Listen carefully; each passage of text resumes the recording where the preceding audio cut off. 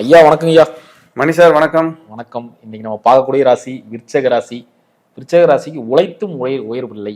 இந்த உயர்வுக்கான ஒரு மறைவு ஸ்தானமா இருக்கு. நிறைய உழைக்கிறோம், ஒரு கரெக்டான இடத்துல உட்கார முடியல, இங்கேயுமே ரொம்ப கஷ்டப்பட்டு இருக்கிறோம் அப்படின்னு சொல்லக்கூடிய இந்த ராசிக்கு குறிப்பா மர்மமா என்ன விஷயம் புதஞ்சிருக்கு, எதனால இவங்களுக்கு வந்து உயர்வு இல்லை?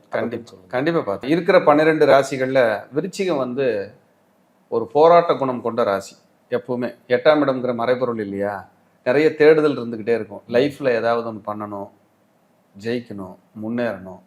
ஆனா இவங்க வந்து ஜெயிச்சு முன்னேறி ஒரு இடத்துல இருக்காங்க அப்படின்னா இதுக்கு பின்னாடி இவங்க இழந்தது வந்து நிறைய இழந்திருப்பாங்க.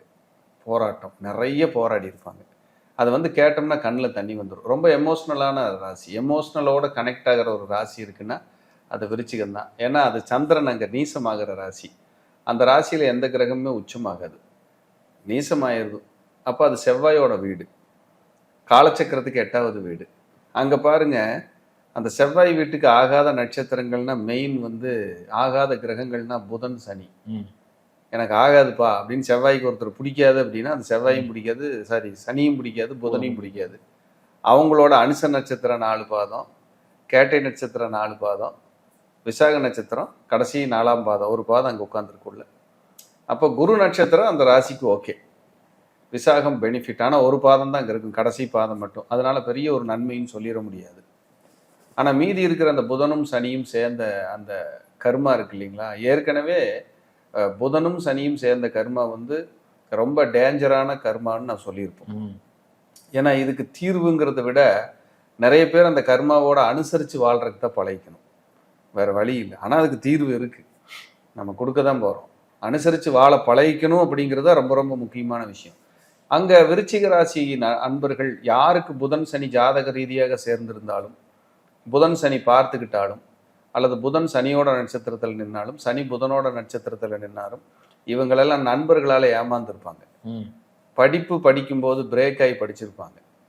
ஏதாவது document, PAN card, Aadhaar card, passbook, ஏதாவது ஒரு டாக்குமெண்ட் ரெக்கார்டு சம்மந்தமாக ஒரு வில்லங்கம், ஒரு நெருக்கடி, ஒரு பிரச்சனையை சந்திக்காமல் இவங்க வாழவே முடியாது. நண்பர்களால் ஒரு முழுக்க ஒரு கடுமையான ஏமாற்றத்தை சந்தித்தேன் அப்படின்னா அந்த புதன் சனி தான். அந்த நட்சத்திரம் உள்ள இருக்குது, புதனுடைய கேட்டையும் சனியினுடைய அனுசமும் இருக்கிறதால விருச்சிக ராசி அன்பர்கள் வந்து நிறைய பேர் நண்பர்கள்கிட்ட கண்டிப்பாக ஏமாந்துருப்பாங்க. ஏமாறாமல் அவங்க லைஃப்பை லீட் பண்ண வாழவே முடியாது அப்படிங்கிறது தான் உண்மை. ஆனால் விருச்சிகம்ங்கிறது வந்து ஒரு எமோஷனல் கனெக்ட் பண்ணுற ராசி.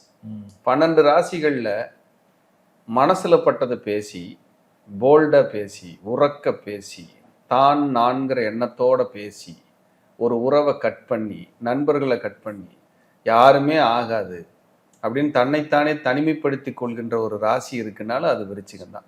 இவர்கள் கோபத்தோடு எழுந்தால் நஷ்டத்தோடு அமர்வார்கள். இதில் எந்த விதமான மாற்றமும் இல்லை. கோபம் அறிவின் சத்துரு, கோபம்தான் அறிவுக்கு எதிரி. அப்போ கோபப்படுறது யாருக்குமே உகந்ததில்லை, குறிப்பாக விருச்சிக ராசிக்காரங்களுக்கு உகந்ததே அல்ல. ஏன்னா விருச்சிகம் என்பது தேள்ங்க. இவங்க வார்த்தையில் அந்த கொடுக்கு மாதிரி தேள் மாதிரி இருக்கும். யாராவது ஏதாவது சொல்லிட்டாங்கன்னா தாங்க முடியாது, பேசிடுவாங்க, காயப்படுத்திடுவாங்க, வார்த்தைகளால் கொள்வது. இவங்க பேசுனதுக்கப்புறம் 5 நிமிஷம் கழித்து ஃபீல் பண்ணுறது, பேசுறதே அது ஒரு பேட் கர்மா. பேசுறதே பேட் கர்மா. அந்த ராசியே ஊமை ராசி விருச்சிகம்.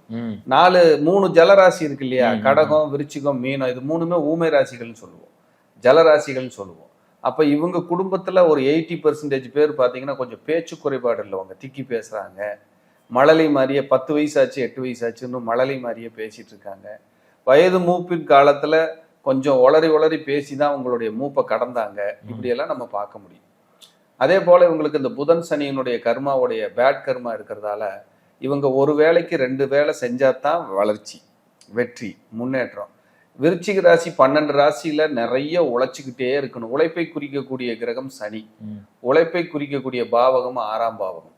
காலச்சக்கரத்துக்கு 6 வந்து புதன், அவனுடைய நட்சத்திரம் அங்கதான் உள்ள இருக்கு. காலச்சக்கரத்துக்கு பாதகாதிபதி நட்சத்திரம் அங்க இருக்கு. அப்ப இவங்க குடும்பத்தில் ஈஸியா கலப்பு திருமணம், காதல் திருமணம், மதம் மாறிய திருமணம், இதெல்லாம் நடக்கிறதுக்கு சான்சஸ் அதிகம். எதுவுமே இல்லைன்னா அவங்க குழந்தைங்க யாராவது கிறிஸ்டின் முஸ்லீம் ஸ்கூல்ல படிச்சாங்களா அப்படின்னு கேட்டா கூட ஆமான்னு சொல்றாங்க. இப்படியெல்லாம் நம்ம அதில் பார்க்க முடியுது, விருச்சிகத்துக்கு பார்க்க முடியுது. விருச்சிகத்தோட இன்னொரு குணம் என்னன்னா அதிகமான தன்மானம் உள்ள ராசி. ஒருத்தர்கிட்ட போய் வேலை செய்யாது, கை கட்டி நிற்காது, ஒருத்தர்கிட்ட ஒபே பண்ணாது, அடிபணிஞ்சு போகாது. 5 வயசு குழந்தையா இருந்தாலும் சரி, அதை வந்து பாசத்தால தான் நீங்க கட்டுப்படுத்த முடியும். ஒரு சொட்டு கண்ணீர் விட்டாதான் அதை கேட்கும். அதிகாரத்தால நீங்க ஆள் பலத்தை வச்சு விருச்சிகத்தை கண்ட்ரோல் கொண்டு வரணும்னு நினைச்சீங்கன்னா இந்த ஜென்மத்துல யாருனாலையுமே முடியாது. தேளானை பேணிக்கொள்னு ஒரு பழமொழி இருக்கு. அப்படின்னா என்ன அர்த்தம்னா, தேள்னா விருச்சிகம். அந்த விருச்சிக ராசி அன்பர்கள் நம்ம கூடவே இருந்தாங்கன்னா நமக்கு எப்பவுமே ஒரு பலம் அப்படிங்கிறது உண்மை. ஆனா விருச்சிக ராசிக்காரங்க ஒருத்தருக்கு நன்மை நல்லதா தான் இருக்கிறாங்க. விருச்சிக ராசிக்கு கூட இருக்கிறவங்களுக்கு ஏதாவது அவர்களால இவங்களுக்கு மனத்துயரங்கள் ஏதோ ஒரு நேரம் வர நேருது. அதுக்கு காரணம் கர்மா தான், புதன் தான். அப்ப நான் ஓடி ஓடி உழைக்கிறேன். இவங்கெல்லாம் சுயமுயற்சியால் முன்னேறியவர்கள். ஏன்னா அந்த ராசிக்கு 3ஆம் அதிபதியோட நட்சத்திரம் உள்ள இருக்கு சனி. சுயமுயற்சியால் முன்னேறியவர்கள். ஒரு சொத்து ஒரு வாகனத்தை, முதல் சொத்து முதல் வாகனத்தை வித்தாங்களான்னு கேட்டா ஆமாங்கிறாங்க. அதே போல புதனுடைய நட்சத்திரம் அங்க இருக்கிறதுனால இவங்கெல்லாம் ஒரு வேலையில் இருக்காங்க, ஐடி செக்டர்ல இருக்காங்க, ஒரு அரசு பணியில் இருக்காங்கன்னா விஆர்எஸ் வாங்குறவங்களா இருக்காங்க, ஒருத்தர்கிட்ட கோவப்பட்டுட்டு வேலையை தூக்கி போட்டு வர்றவங்களா இருக்காங்க.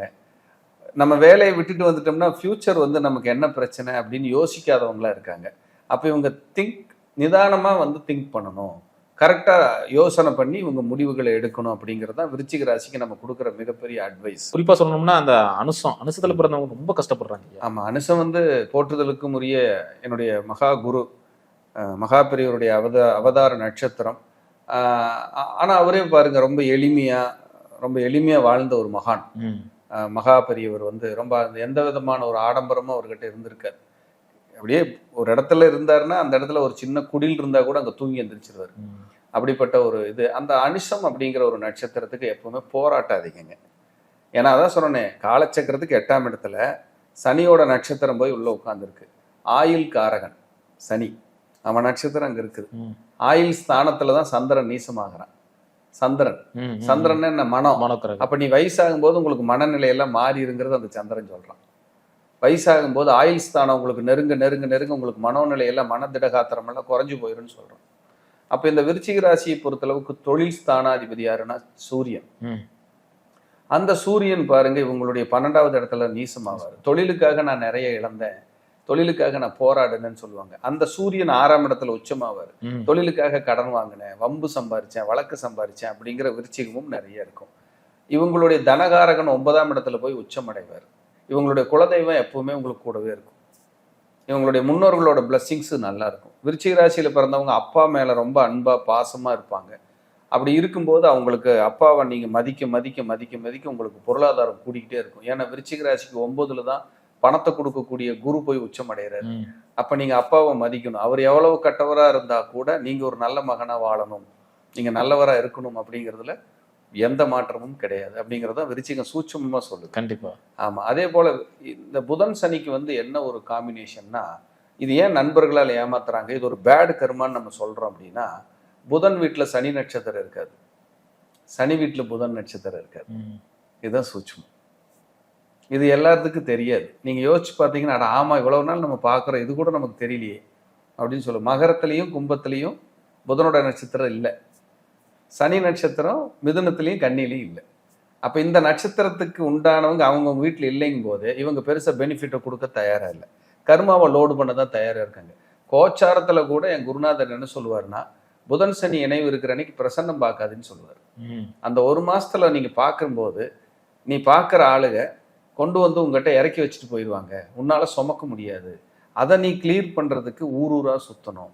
சார் நம்ம ஜாதகம் பார்க்கறதுக்கு பணம் வாங்கலாம், சம்பாதிக்கலாம், வழிகாட்டலாம், என்ன வேணாலும் இருக்கட்டும் சார். ஆனால் வர்றவங்க அவங்க வேதனையை நம்ம கண் முன்னாடி நம்ம டேபிள் மேலே நம்ம உடம்பு மேலே அந்த நெகட்டிவிட்டியை இறக்கி வைக்காமல் அவங்க போக முடியாது. ஏன்னா நம்ம வழிகாட்டியாக இருக்கிறோம். ஸோ நமக்கு ப்ரொடெக்டிவிட்டி தேவை, ப்ரொடெக்ஷன் தேவை. ப்ரொடக்டிவிட்டியில் ப்ரொடெக்ஷன் அப்போன்னா நமக்கு ஒரு பெரிய பாதுகாப்பு தேவை. அந்த பாதுகாப்புக்கு நம்ம என்ன பண்ணணும் அப்படின்னா இறைபலம் தான். இறைபலத்தை சரணாகதி அடையிறது தான். அதுக்கு நம்ம பார்க்குற ஜோசிய தொழிலில் உண்மையாக இருக்கணும், நேர்மையாக இருக்கணும். அதுக்கப்புறம் நம்ம பண்ணுற கைடன்ஸ் வழிகாட்டுதல் வந்து அடுத்தவங்களுக்கு காயப்படுத்தாமல் கொண்டு போகணும். இது ரொம்ப ரொம்ப முக்கியங்க. அதை விட்டுட்டு நம்மக்கிட்ட வந்துட்டாங்க அப்படின்னா வேற வழி இல்லாமல் நம்மக்கிட்ட வரல, வழி கிடைக்குமேன்னு தான் வர்றாங்க. ஸோ அப்போ நம்ம ஒரு வழிகாட்டியாக நல்ல வழிகாட்டியாக இருக்கணுங்கிறதுல எந்த மாற்றமும் இல்லை. அப்போ விருச்சிக ராசி அன்பர்கள் புதன் சனி நேராக வருஷத்துக்கு ஒரு தடவை ஒரு சனிக்கிழமையை தேர்ந்தெடுத்துக்குங்க. திருக்கொள்ளிக்காடு போங்க. 19 நல்லெண்ணெய் விளக்கு போடுங்க பொங்கு சனீஸ்வரன் ஆலயத்துல.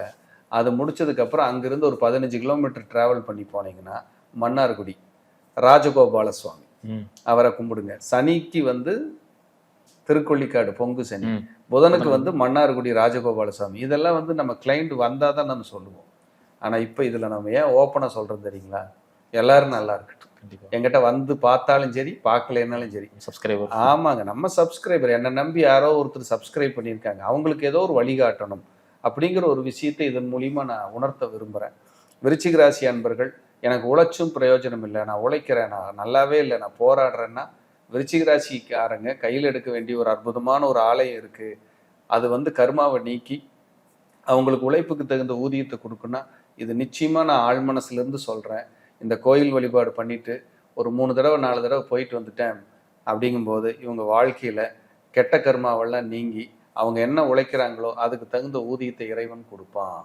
அப்போ பொங்கு சனீஸ்வரன் திருக்கொள்ளிக்காடு போய் நல்ல விமோச்சனம் வழிபாடு பண்ணிட்டு பக்கத்தில் இருக்கிற ராஜகோபால் சுவாமி மன்னார்குடி அவரையும் போய் நமஸ்காரம் பண்ணிட்டு திருக்கொள்ளிக்காடில் ஒரு 19 நல்லெண்ணெய் விளக்கு, ராஜகோபால சுவாமி கோயிலில் ஒரு 17 நல்ல நெய் தீபம் போட்டுட்டு ஒரு ஆத்மார்த்தமாக வழிபாடு பண்ணிட்டு பிரார்த்தனை பண்ணிட்டு வந்தால் ரொம்ப நல்லா இருக்கும்.